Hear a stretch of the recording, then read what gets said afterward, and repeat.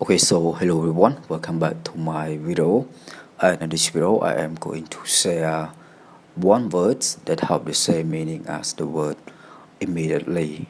Okay, so simply when you want to tell someone to do something right away or now at the time of speaking, you use the word immediately.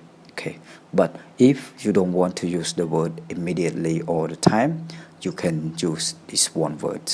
Okay, so the word is properly. Okay, properly.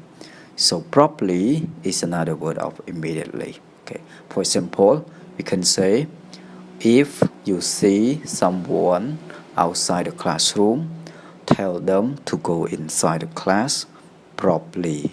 Okay, so if you see someone outside the classroom, tell them to go inside the class properly. So properly here is another word of immediately. So we don't want to use the word immediately all the time. So we can use this word instead.